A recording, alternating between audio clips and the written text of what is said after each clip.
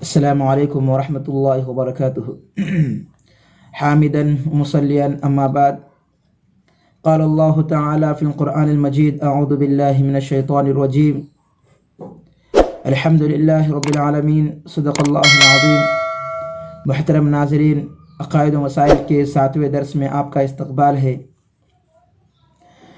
محترم ناظرین، آپ جانتے ہیں کہ گزشتہ دنوں سے ہماری بحث یا باتیں توحید کے متعلق چل رہی ہیں، اور چھٹے درس میں توحید کی پہلی قسم توحید فی الالوہیت کے متعلق آپ حضرت کے سامنے باتیں بیان کی گئی، اور یہ کہا گیا کہ آنے والے درس میں توحید کے دوسرے بھی اقسام جو ہیں وہ بیان کیے جائیں گے.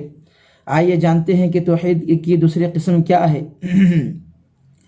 محترم ناظرین، دیکھیے، غور سے سنیے. توحید کی دوسری قسم توحید فی الربوبیت ہے. اللہ تعالیٰ ہر چیز کے رب اور خالق ہونے میں تنہا ہے، اور ساری کائنات اپنے پرورش میں اللہ رب العزت کی محتاج ہے. اللہ تعالیٰ کی ربوبیت اور خالقیت کے دلائل اور آثار اس قدر واضح اور روشن ہے کہ انسان تھوڑا سا بھی غور کر لے تو توحید فی الربوبیت کا قائل ہو جائے گا. میں نے جیسا کہ آپ حضرات کے سامنے آیت بھی تلاوت کی خطبے میں کہ تمام تعریفیں اس اللہ کے لیے ہے جو تمام عالموں کا رب ہے. تو اللہ رب العزت کی صفت ایسی ہے کہ تمام عالم میں رہنے والی اور تمام عالموں میں بسنے والی تمام چیزوں کی پرورش کرنے والے اللہ رب العزت کی ذات ہے، اور بیک وقت اللہ رب العزت جو ہے ان تمام چیزوں کی پرورش کرتے ہیں.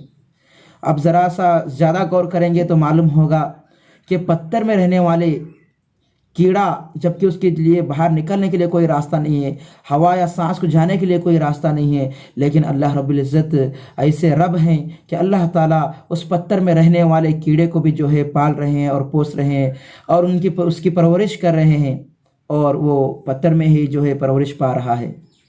تو یہ ہے اللہ تعالیٰ کی ربوبیت اور توحید فی الربوبیت. اللہ تعالیٰ سے دعا کیجئے کہ اللہ تعالیٰ جو ہے ہمیں صحیح سمجھنے کی توفیق عطا فرمائے.